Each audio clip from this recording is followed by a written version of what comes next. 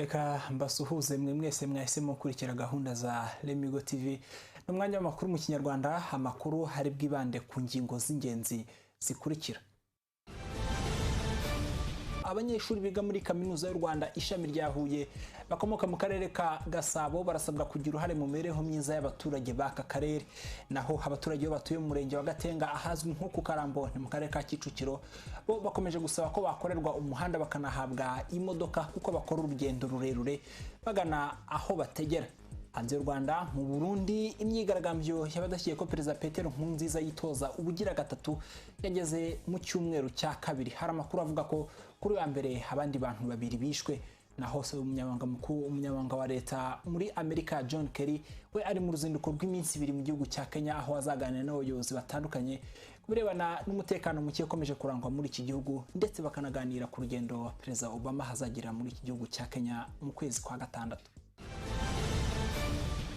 Ikaze ku makuru ku buryo burambuye. Reka duhere mu karere ka Gasabo aho umuyobozi w'aka karere Stephen Kwamurangwa yagiranye ikiganiro n'abanyeshuri biga muri kaminuza y'u Rwanda ishami rya Huye abasaba ko bagira uruhare mu gufasha akarere mu bikorwa bizamura imibereho myiza y'abaturage. Ibi umuyobozi yabivuze ubwo yaganiraga n'abanyeshuri ndetse n'abanyamabanga nshingwabikorwa bagera kuri 10 n'abanyamabanga nshingwabikorwa b'imirenge bagera kuri 15. Edi mwerekande hadufite inkuru ikurikira. Itsinda rigizwe n'abayobozi b'akarere, abanyamabanga nshingwabikorwa b'imirenge 15 igize akarere ka Gasabo baganira n'abanyeshuri bakomoka muri ako karere biga muri kaminuza y'u Rwanda ishami rya Huye mu rwego rwo kurebera hamwe icyazamura imibereho myiza y'abaturage hashingiye ku bumenyi abanyeshuri bakura muri iyi kaminuza. Umuyobozi w'akarere ka Gasabo Rwamurangwa Stephen avuga ko bazajya baganira n'abanyeshuri bikazajya bikorwa buri mwaka mu rwego rwo kubyaza umusaruro ubumenyi bafite mu bikorwa bizamura akarere kabo. Ikaba ari nayo mpamvu yatumye baza kuganira nabo. Urubyiruko rwa kaminuza rukaba ari urubyiruko rufite ubumenyi butandukanye, ubushake, ishyaka ryo guteza imbere akarere kabo. Akaba ari muri urwo rwego twaje kugira ngo tubasabe muri ubwo bumenyi bafite badufashe guteza imbere umujyi, badufashe guteza imbere igice cy'akarere cy'icyaro, badufashe guteza imbere ibijyanye n'imiturire myiza itari akajagari, badufashe guteza imbere ibikorwa remezo bitandukanye bakoresheje ubumenyi bafite kandi n'ubwitange bafite nk'abakorerabushake, bityo bizanadufasha no kugabanya ibikorwa ingengo y'imari yagendaga ku bikorwa bitandukanye kubera ko usanga ibikorwa ari byinshi ariko ubushobozi ari buke. Agira inama aba banyeshuri, umuyobozi w'akarere ka Gasabo yabasabye kujya bakoresha neza igihe cyabo kugira ngo barusheho kugera ku mihigo izamura akarere ndetse nabo ubwabo. Igihugu cyacu kigendera ku mihigo nyakubahwa Perezida wa Repubulika mu mikorere y'igihugu yahisemo imihigo nko gukorera ku ntego kandi bijyana no gukorera ku gihe. Birumvikana rero yuko twasabaga yuko bw'inzego zose kuko twasanze muri kaminuza n'ubundi usanga izi nzego z'igihugu mu buyobozi bwabo baba bafite structure isa neza n'iy'akarere. Ugasanga rero ari byiza yuko uko dukorera ku mihigo ariko gukorera ku ntego nabo mu byo biyemeje muri partnership, muri ubufatanye dufite muri association y'abanyeshuri ba kaminuza ndetse n'ubuyobozi bw'akarere ko nabo bakorera ku mihigo kugira ngo babashe neza kurangiza ibyo biyemeje muri iyo partnership. Muri ibiganiro abanyeshuri batanze ibitekerezo bishingiye kuri zimwe mu mbogamizi zikwiye kwitabwaho kugira ngo akarere kabo karusheho gutera imbere. Hari ikindi kibazo dufite ni ikibazo cya transport. Iyo umujyi wa Kigali ujya gupanga transport uko zizajya zikorwa, iriya mirenge y'igice cy'icyaro barayirengagiza. Ubwo ndabara Rutunga, Gikomero na Bumbogo ukanamanuka niba ari Gicaca, iriya mirenge barayirengagiza. Kandi iriya mirenge niyo kigega cy'umujyi wa Kigali ku bijyanye n'imboga. Harimo abaturage bahinga imboga zabo zigapfa ubusa. Turagira ngo tubasabe rero nk'uko ibindi bigo bibikora bikajya gusaba RDB kugira ngo ibatrainingire abakozi, natwe muzabidukorere nk'abana banyu. natwe tubashe kugira ubushobozi kugira ngo tubashe gukompetitinga kuri customer place. Asubiza ibibazo n'ibitekerezo by'abanyeshuri, umuyobozi w'akarere yavuze ko bimwe biri mu ngengo y'imari ariko bitabujije ko hakorwa isuzuma ry'ibishobora kuba bitaratekerejweho kugira ngo bishyirwe mu ngengo y'imari itaha. Niba bitarimo turebe uburyo muri ingengo y'imari y'umwaka utaha wa 2015 na 2016 abantu babishyiramo, ariko ahanini usanga ibyo bavuze n'ubundi ni ibikorwa bisanzwe biteganijwe muri gahunda y'imyaka 5 ndetse na gahunda ngufi y'imyaka 3. Cyakora nubwo abayobozi bagiye kuganira n'abanyeshuri banasuye ingoro y'umwami mu Rukari iri mu karere ka Nyanza, ibi ngo babikoze mu rwego rwo kwigira ku mateka ya kera kugira ngo nabo barusheho guha ubumenyi abaturage bayobora. Ibi ariko kuba akarere ka Gasabo kari kubikora ngo nimwe mu nzira y'ibikorwa by'imihigo ishingiye ku cyateza imbere abaturage, haba mu bikorwa bibongerera ubumenyi ndetse n'ibikorwa remezo nk'akarere gafite imirenge ifite uduce tw'ibyaro, dore ko aka karere gafite imirenge igera kuri 15, utugari 73 ndetse n'imidugudu igera kuri 482. Edimwerekande, Lemigo TV. Arakoze cyane Edimwerekande kuri iyo nkuru. Mu yandi makuru, nyuma y'icyumweru ubuyobozi bw'akarere ka Kicukiro bubwiye Lemigo TV ko nyuma y'icyumweru kimwe abaturage batuye mu kagari ka Nyanza mu murenge wa Gatenga muri aka karere ka Kicukiro bazaba bahawe imodoka itwara abagenzi inyura muri uyu muhanda. Kugeza ubu iki kibazo ntikirakemuka. Abaturage baravuga ko bagikora urugendo rurerure kugira ngo babashe kugera aho bategera, ibintu bavuga ko bibagoye cyane. Fulgence Hakizwera dufite inkuru ikurikira.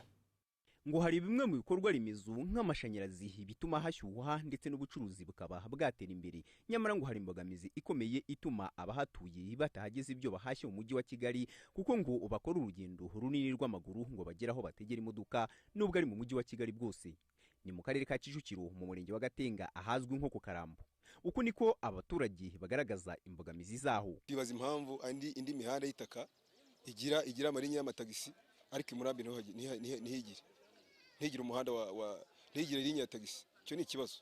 Kuko ari nk'abantu benshi bakora mu mujyi, bakora no mu bigo bya leta, ariko bakaba batamuri izi karitsiye kugera ku muhanda nk'imvura yaguye aba ari ikibazo kugira ngo agere kuri kaburimbo aba yabona imodoka imugeze ku kazi.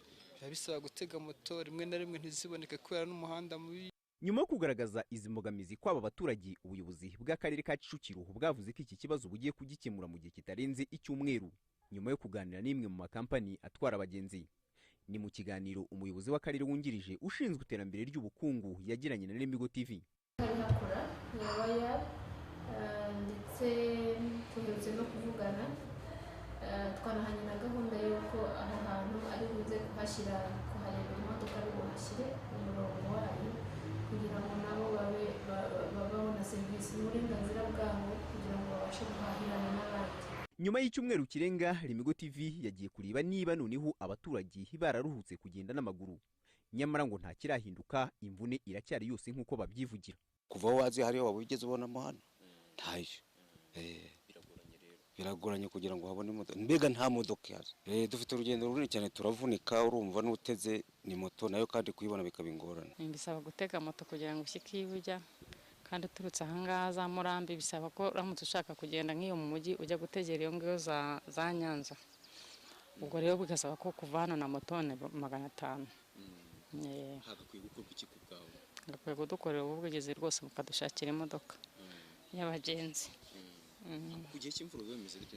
Gihe cy'imvura nyine no kugenda gutyo nyine, imvura iguye no kugenda wugama ahantu nyine, umva na moto nyine n'abamotari bakeneye kugama mukagenda mwugama aho uhitiye nyine mukagenda, urumva ni ikibazo. Aba baturage kandi batuye muri iki gice ngo ntibapfa kuhageza ibyo bahashye kabone n'ubwo bahahira mu mujyi wa Kigali. Kereka gukodesha taxi vatiri ikaza ukayizana nyine ikakugeza mu rugo. Keneye umuhanda ukomeza ukazamuka ukagera i Nyanza kugira ngo kumanuka bijye bitworohera, nk'abantu bakorera mu mujyi, nk'abantu bakorera hehe bikatworohera. Kuko gutega moto ya buri munsi ugera Rwandegisi n'amafaranga 500, ubwo urumva amafaranga 500 ya buri munsi bakagomye kuduha tagisi ikatugeza mu mujyi tugatanga byibura 500. Nkagera mu mujyi nukuvuga ngo ndahaha nkabigeza Rwandegisi ubwo nkafata umumotari akabizamukana. Ubwo urumva nayo ko ari ikibazo. Twerekeje ku buyobozi bw'imwe mu makampani atwara abagenzi Royal. Umuyobozi wayo Munezanira ntitwahamusanze, ariko yatumenyesheje ko akarere kataramubwira niba umuhanda wararangije gutunganywa ngo ahite ashyiramo imodoka, dore ko bari bemeranyijwe ko hatari bushira icyumweru iyi modoka itarahagera. Nyuma twerekeje ku karere ka Kicukiro ntitwahasanga umuyobozi w'akarere wungirije ushinzwe iterambere ry'ubukungu kuko ngo ari mu kiruhuko. Umuyobozi w'akarere wungirije ushinzwe imibereho myiza y'abaturage Uwayisaba Florence yatubwiye ko agiye gufata umwanya wo kumenya icyo kibazo, cyane ko atari we wagikurikiranye, nyuma akaza kutubwira ikigiye gukorwa. Gusa twarenze turangiza gutegura iyi nkuru nta cyaradutangariza. Kuba abaturage basaba ibikorwa remezo bifatwa nk'iterambere ndetse no kujijuka kwabo, kuko ngo hari igihe cyabayeho ibyifuzo byabo ku bayobozi bikaba kubaza kubirebana n'ibibazo by'amakimbirane. Ntibitangaje kuba abafite ikibazo cy'umuhanda udakoze neza bahita bagira n'icyo kutabona uburyo bwo gutembera, kuko uretse no mu mujyi wa Kigali iki kibazo kiganje hirya no hino mu cyaro ahatagira kaburimbo, kuko ngo nta modoka zitwara abagenzi zihagera. Benshi bavuga ko na zimwe nini z'ikigo cya leta na Tracom bisungaga ngo bataziheruka, mu gihe andi ma agence yo nta nayo bazi. Fulgence Hakizwera, Lemigo TV.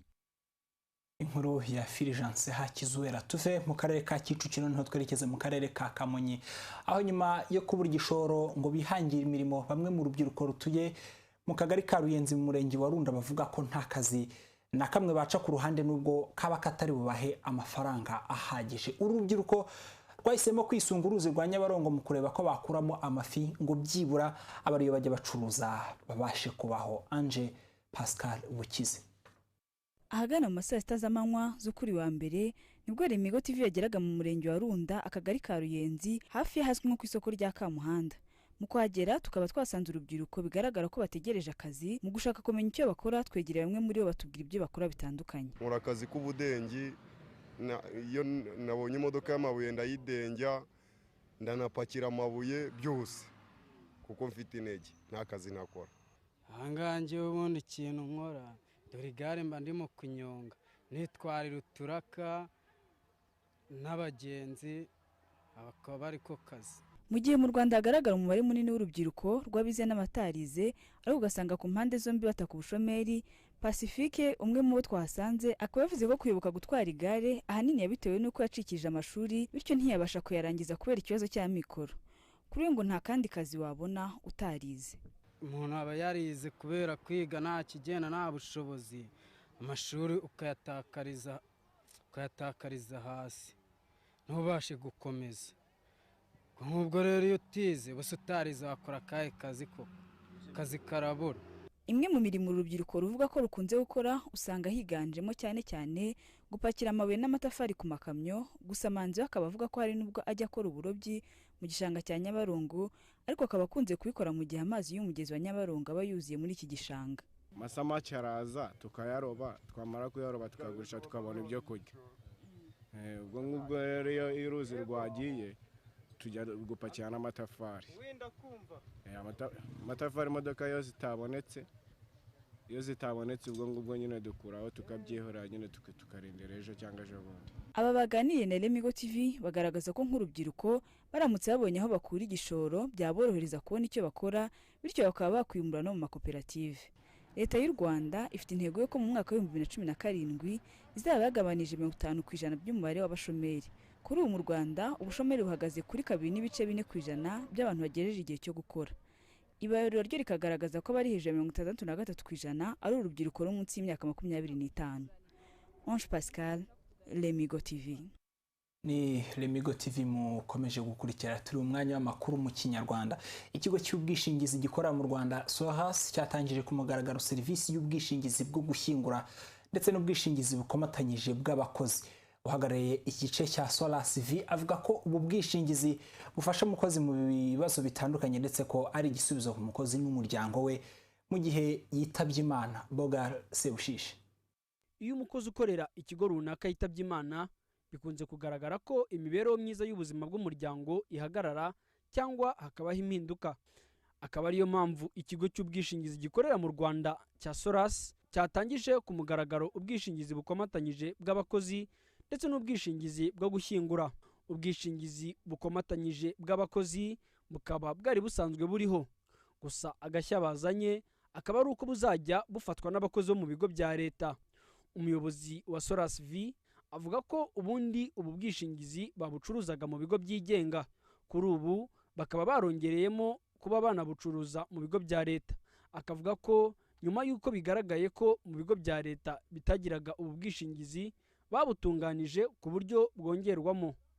Ni ubwishingizi rero butanga amafaranga navuga atubutse, kuko dutanga nibura imishahara y'imyaka 2 kugira ngo abasigaye babe bakomeza.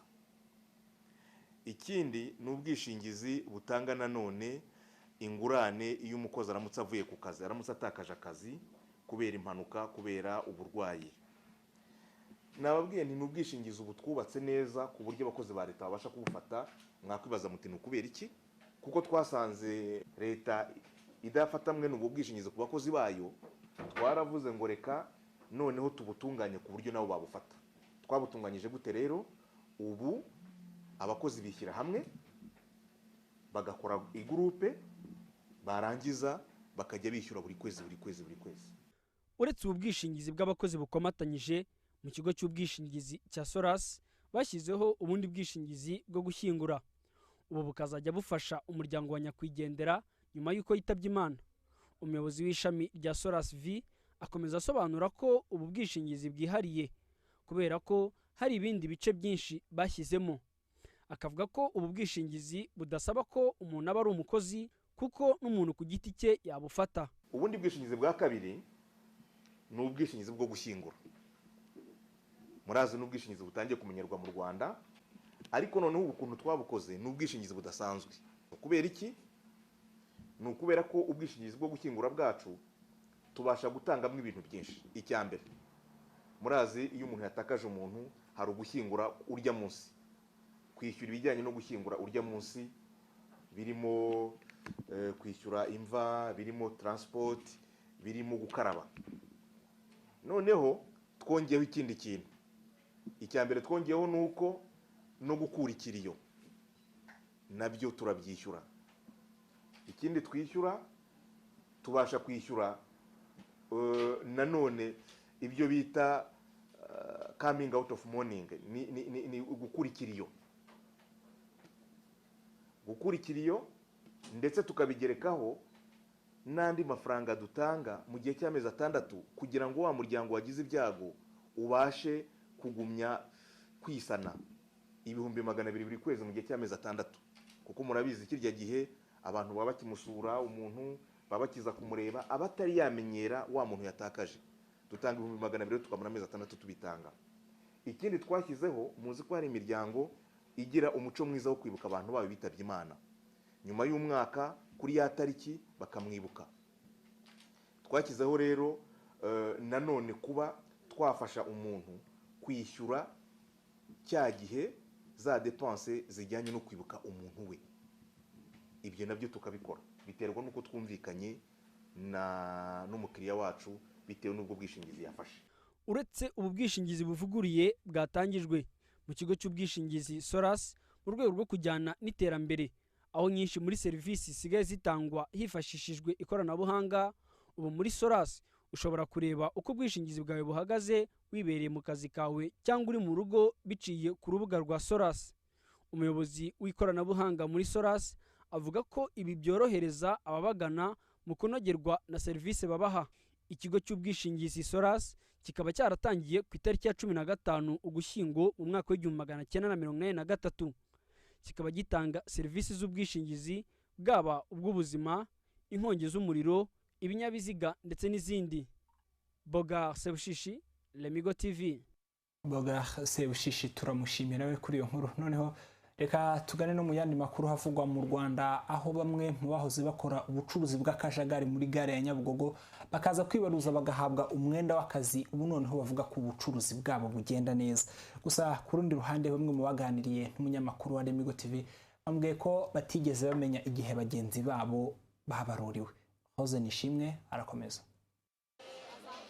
Bamwe mu bakorera muri gare ya Nyabugogo bazwi nk'abazunguzayi baganiriye na Lemigo TV baragereranya ubuzima bari babayemo batarabarurwa ngo bahabwe umwambaro w'akazi, aho bavuga ko bari babayeho nabi kuko bafatwaga bamwe bagafungwa abandi bakameneshwa ibyabo, ariko ngo aho bamaze guhererwa umwambaro w'akazi ubu barakora neza ntacyo bikanga ngo kuko ntawe ubirukankana nk'uko byari bisanzwe.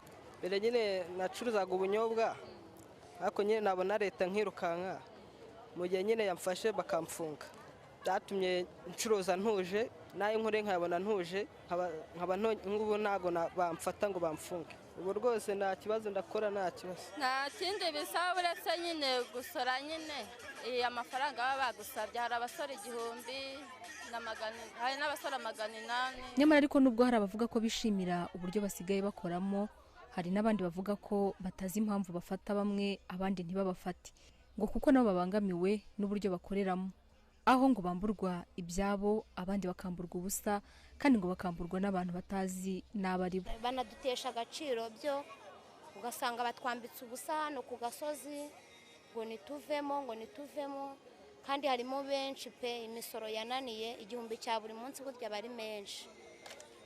Ngo rero twebwe baravuze ngo kubera tutabishoboye bakaduteza imbobo zino zo mu muhanda bakatwambura ibintu ntitumenye naho bigiye, ntibanatwereka ahantu babishyira, twebwe twumva ngo batwambuye. Byibuze si ba bantu baba bambaye umwenda wa leta ngo tubihe agaciro nk'abantu bambaye umwenda wa leta. Ni nk'uko nyine nawe waza ukamfata ntanakuzi.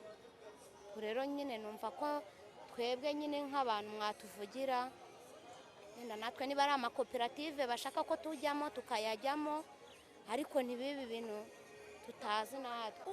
Urabona umupolisi yaza ukamenya ko ari umupolisi, rokoro de fesi yaza ukamenya ko ari rokoro de fesi, ariko bo ni abantu nyine tutazi tukabona baraje baratwambuye. Abazunguzayi bakunze kuvugwaho gukorera mu kajagari ndetse no kubangamira abandi bacuruzi, ariko kuri ubu abemeye kubarurwa bagahabwa umwenda w'akazi barishimira imikorere bafite kuko ngo bizabafasha kwiteza imbere.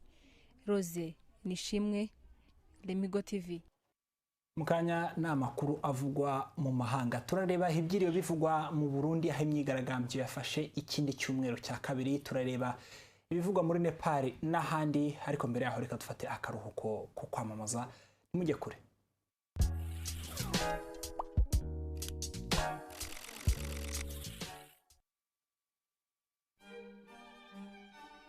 Ubwuzu bw'umuryango, uburyohe budasanzwe, ubwiza buvanze n'ingano nyafurika, itandukaniro utasanga ahandi. Spaghetti Silver wayisanga mu masupamaketi cyangwa mu maduka yose akwegereye. Spaghetti Silver.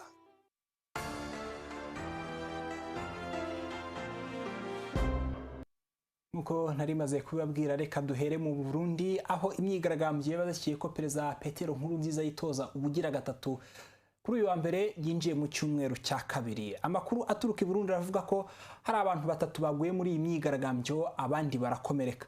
Umunyamakuru wa Radio Bonesha FM ni Pierre Clavel niyo nkuru abwiye Lemigo TV ko imyigaragambyo yafashe indi sura kuko none habigaragambye babashe kugera no mu tundi duce dutandukanye, babasha no kwinjira mu rwa mukuru Bujumbura ntabo abashinzwe umutekano batabakomye imbere nkuko byari bimeze. Pierre Claver niyo nkuru yavuganye na Lemigo TV ku murongo wa telefone. Uno munsi ku munsi wa mbere n'indwigira kabiri abanyabujumbura ndetse no hagati mu gihugu basubiye kujya mu mabarabara biyamiriza ikiringo cya gatatu cy'umukuru w'igihugu. Uno munsi rero amakartie cyangwa amakomine byabikazemo cyane ni Musaga iri mu gisagara cya Bujumbura, Nyakabiga hagati mu gisagara cya Bujumbura, hamwe no mu makomine ari mu buraruko nka Buterere, Kinama na Cibitoke. Kuba ruje uno munsi ikaba yashoboye guharura abantu 3 baguye muri zino ntureka, hamwe n'abantu bagira kuri 45 bakomeretse, harimo n'abapolisi 15 bakomeretse cyane. Abanyagihugu bakaba bagerageje gushika hagati mu gisagara cya Bujumbura, ariko rero abapolisi baguma bakoresha ingufu byose bikoreza mosozi, hamwe rero n'amasasu yica kugira ngo agerageze kuba inyuma, ariko hari mu mutoyo wagerageje wamanutse washika hagati mu gisagara cya Bujumbura uraharirimbira umwanya utari muto niko rero abapolisi guca abantu babasubiza inyuma.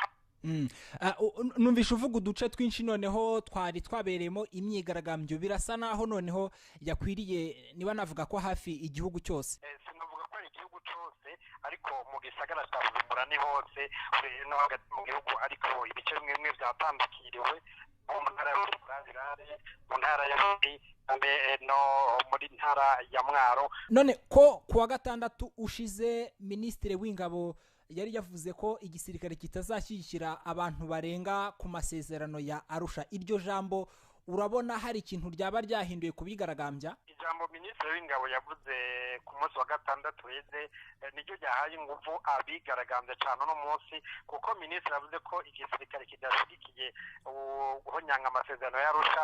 Abanyagihugu nabo bakavuga bati uwa mbere ahonyanga ayo masezerano ni umukuru w'igihugu. Uno munsi rero igisirikare gisa nkaho cahaye ingufu abigaragambya kuko ntikinababuza kwigaragambya, ahubwo kibuza igipolisi gukoresha ingufu zirengeje. Ubu ngubu turimo kugenda twerekeza mu masaha ya nimugoroba cyangwa se nijoro. Ubu ngubu abigaragambya bimeze gute? Bararara bigaragambya cyangwa barasubukura mu gitondo? Ubu muri aya masaha turiko turavugana akaroro nko muri komine Musagire mu mpanuka bw'igisagara cya Bujumbura, abanyagihugu amajana n'amajana baracahanganye n'igipolisi. Igipolisi kibabuza ko bamanuka gushika mu mujyi wa Bujumbura, nabo bagashaka kuhashika ku nguvu. Ariko uko bisanzwe mu masaha y'imbere mu masaha 2 canke 3 abanyagihugu baca basubira mu makartie bagaca kugira amarondo, bakazibira amabarabara yose yinjira mu makartie kugira ngo igipolisi nikiceje. Pierre Claver niyo nkuru, umunyamakuru wa Radio Bonesha FM y'i Burundi, yavuganye na Lemigo TV ku murongo wa telefone. Muri Kenya ho umunyamabanga wa leta muri Amerika Bwana John Kerry yageze muri iki gihugu aho hagiye kugirayo uruzinduko rw'iminsi 2. Biteganyijwe ko John Kerry azahura n'abayobozi batandukanye muri iki gihugu cya Kenya bakaganira ku mutekano muke ukomeje kuharangwa. Kenya murabizi ko ari igihugu gikunze kwibasirwa n'ibitero by'iterabwoba bigabwa na Al-Shabaab. Mu bindi bazaganira harimo gutegura neza uruzinduko rwa Perezida Barack Obama, uruzinduko hatagize igihinduka Obama yazagira muri Kenya mu kwezi kwa gatandatu uyu mwaka. Inkuru ya NTV mu ijwi rya Bonfils Munezero. Indege yazanye John Kerry yageze ku kibuga cy'indege mpuzamahanga cya Jomo Kenyatta ku cyumweru twasoje ahagana mu masaha ya nyuma ya saa 6, aho inzego zishinzwe umutekano za Kenya zifatanije n'ingabo zo muri Leta Zunze Ubumwe za Amerika bari bakajije umutekano ku kibuga cy'indege mpuzamahanga cya Jomo Kenyatta. Ubwo John Kerry yageraga ku kibuga cy'indege mpuzamahanga cya Kenya, yakiriwe n'abayobozi batandukanye bo muri guverinoma ya Kenya barimo Amina Mohamed, umunyamabanga mu biro bya Minisitiri w'Ububanyi n'Amahanga wa Kenya, ndetse n'uhagarariye Leta Zunze Ubumwe za Amerika muri icyo gihugu. Aho Amina Mohamed yatangaje ko uru ruzinduko rwa John Kerry muri Kenya rufitiye agaciro kanini igihugu cya Kenya. Ndatekereza ko ari igikorwa gifite agaciro kanini ku birebana n'umubano uri hagati ya Kenya na Leta Zunze Ubumwe za Amerika. Twakoranye na Leta Zunze Ubumwe za Amerika igihe kirekire. Ndatekereza ko ntangiye kuvuga imyaka bimaze ni uguhera imbere y'ubwigenge, kandi dufitanye umubano ukomeye ndetse uhamye. Uru ruzinduko rw'umunyamabanga Leta Zunze Ubumwe za Amerika muri Kenya akaba yarutangiye kuri wa mbere, aho mbere y'ibiganiro n'abayobozi bo muri Kenya John Kerry yabanje gusura ibice bitandukanye by'iki gihugu. Biteganijwe ko John Kerry aje muri iki gihugu kuganira ku kibazo cy'umutekano muke ndetse n'iterabwoba rirangwa mu karere ka Afurika y'Iburasirazuba. If there's anybody actually who understands the feelings, right, of our population at this moment. Nimba hari umuntu wumva agahinda k'abaturage bacu muri iki gihe ni Leta Zunze Ubumwe za Amerika. Akaba ariyo mpamvu dushaka gukorana nabo kugira ngo duhabwe ubufasha twifuza kugira ngo tubashe kuva aho turi twerekeza ahandi. Kerry is also expected to meet opposition leaders at the Serena Hotel. Hagati aho biteganijwe yuko John Kerry azagirana ibiganiro n'amashyaka atavuga rumwe na leta ya Kenya ndetse n'abahagarariye societe civile muri icyo gihugu. Uruzinduko rwa John Kerry akazarusoza kuwa 2 tariki ya 5 Gicurasi nyuma yo kuganira na Perezida Uhuru Kenyatta ku ngamba zo kurwanya umutwe w'iterabwoba wa Al-Shabaab, umutwe w'iterabwoba uherutse kugaba igitero kuri kaminuza ya Garissa, igitero cyaguyemo abanyeshuri bagera ku 150. Muri Nigeria abagore n'abana b'abakobwa barenga 1000 bari barashimuswe n'umutwe wa Boko Haram. Kuri ubu bakaba baba mu nkambi, bavuze uko bari babayeho igihe Boko Haram yari yarabashimuse. Ngabo nziza Kizima Joera dukusanyije byinshi mu byavuzwe n'aba bari barashimuswe na Boko Haram.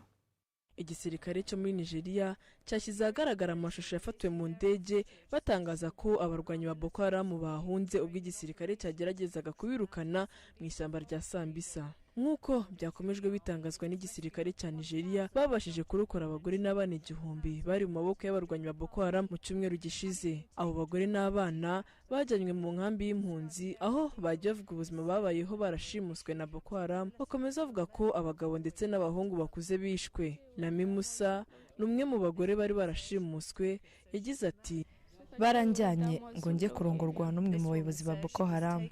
Bamenye ko ntwite bavuga ko natewe inda n'umuntu utabikwiye, bafata umugabo wanjye baramwica. Bakomeza bambwira ko umunsi nabyaye bazanjyana ku muyobozi wabo ngo andongore. Nabyaye mu ijoro, ubucye abasirikare baza kudutabara. Bamwe mu bari barashimuswe, abana bagiye bahabwa ibyo kurya bike naho abagore bagakorerwa ihohoterwa rishingiye ku gitsina. Dr. Muhammad Amin Suleiman, umuyobozi ushinzwe impunzi muri leta ya Adamawa, yatangaje ko abarokotse bagaragaraho ihungabana. Ababashije gutoroka abarwanyi ba Boko Haram ibyo ari byo byose bafite ibibazo byo mu mutwe kuko ibyo bakorewe ndetse n'ibyo babonye mu mezi runaka ubwo bari barashimuswe, uko byagenda kose bafite ibibazo bikomeye. Abayobozi batangaje ko abagore n'abana barenga 2000 bashimuswe kuva umwaka wa 2014 watangira. Nyemerere dusoreze muri Nepal aho hashize iminsi igera ku 8 iki gihugu kibasiwe n'umutingito wagishegeshe bikomeye. Kuri ubu abakora ibikorwa by'ubutabazi babashije kurokora abantu 3 bakuwe munsi y'amazu yabo yari yasenyutse, haba bakaba babashije kurokoka bakaboneka ari bazima. Ngabo nziza Kizima Joel.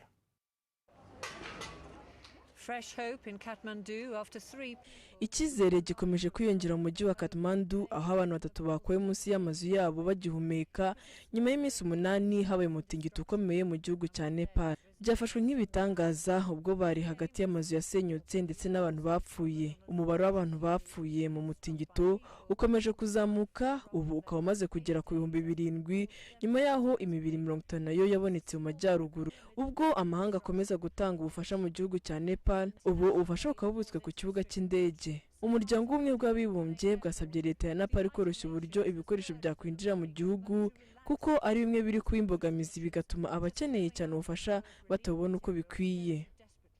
Umwe mu barokotse yakomeje avuga ko turabizi ko hanini ubufasha buturuka hanze y'igihugu ariko ntiburagera aho bukwiye kugera. Nta mpamvu yo kuzana ubufasha buturutse mu mahanga ngo bubikwe, ahubwo bukwiye gutangwa. Umuryango w'abibumbye watangaje ko mu baturage miliyoni 28 bo mu gihugu cya Nepal, miliyoni 8 bapfuye ndetse bakanakomereka bazize umutingito babaye cyumweru gishize. Bakomeza batangaza ko nibura miliyoni 2 ikeneye amashitingi, amazi, ibyo kurya ndetse n'imiti mu buryo bwihuse, kandi ko bazakomeza gukenera ubufasha mu mezi yandi ari kuza. Naha rero dusoreje amakuru twari twabateguriye, ariko mbere yuko nsohoka muri studio ndabibutsa ingingo nkuru y'amakuru yibanzeho. Abanyeshuri biga muri kaminuza y'u Rwanda ishami rya Huye bakomoka mu karere ka Gasabo barasabwa kugira uruhare mu mibereho myiza y'abaturage b'aka karere. Naho abaturage bo batuye mu murenge wa Gatenga ahazwi nko ku Karambo mu karere ka Kicukiro bo bakomeje gusaba ko bakorerwa umuhanda bakanahabwa imodoka kuko bakora urugendo rurerure bagana aho bategera.